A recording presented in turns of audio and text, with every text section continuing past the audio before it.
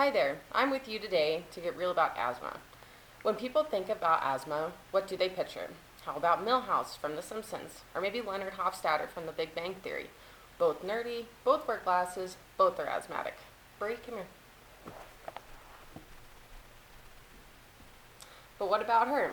She's 7 years old. She plays on the volleyball team at school. She attends 4-H meetings and projects and helps out around the house, inside and out. She has asthma. She developed her asthma at 4 months old after spending 1.5 months, almost half her life at the time, in the NICU fighting for her life with RSV and pneumonia. A month after being released, she had a lung collapse. She uses an inhaler, she uses a nebulizer, a mouth guard at night, and has a hard time recovering from respiratory colds. But she is not the stereotype that the TV and the movies portray. This is why it is important to understand asthma, recognize an attack, and know when an attack needs emergency medical attention. You cannot judge a book by its cover, just like you can't tell one person with asthma apart from another person without asthma. An important part of being an asthmatic is having a management plan in place. A management plan is typically proactive and helps people with asthma gain better control of their asthma and helps prevent attacks. This is an inhaler with albuterol. An inhaler is good for quick relief from an asthma attack.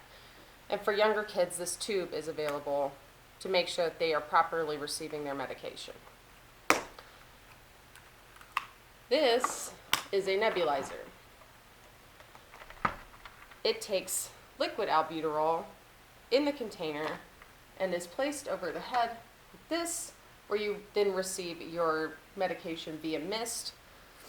It is for more intense purposes like getting over a cold or having been hospitalized.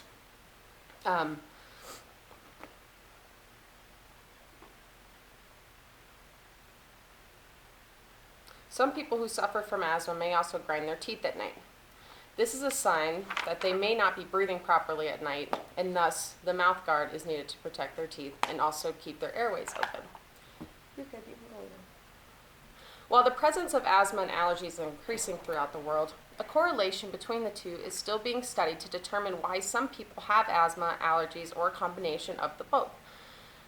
Though Mayo Clinic and their resources have confirmed pollen as well as other allergens as triggers for an asthma attack, and many people with asthma also have allergies. Environmental factors have been considered to be the greatest factors in asthmatics. Things such as grass or weeds can trigger asthma attacks, as well as smoke, first and second hand, are all common causes of asthma attacks. But non-environmental factors such as vigorous exercise, stress, respiratory infections, acid reflux, some medications, and even weather changes can trigger an asthma attack.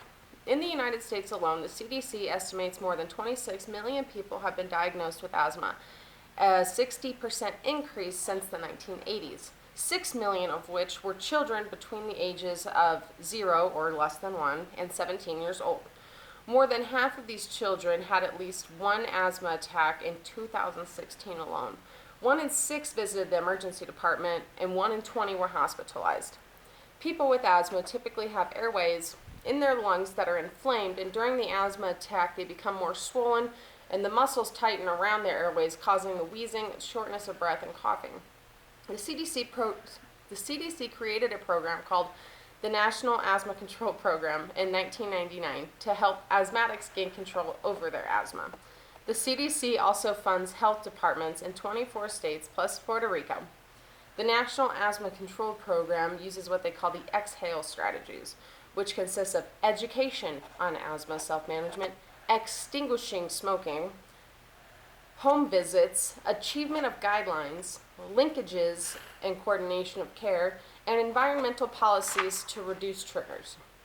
The CDC's biggest focus, though, is their C-Care program, which aims at preventing 500,000 ER and urgent care visits because of asthma by August 2024. Currently, these programs are not available in Colorado, but they are available in Utah and New Mexico.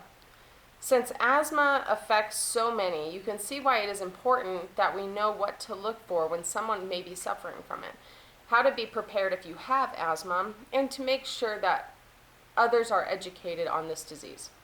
While I don't think we'll ever completely eliminate asthma from the United States or the world, I think that if we stop portraying it the way that we do in movies and TV and start marginalizing it for what it is, a disease that affects many people all over the world, and we educate ourselves and others, we can get a better handle on it and help prevent life-threatening attacks.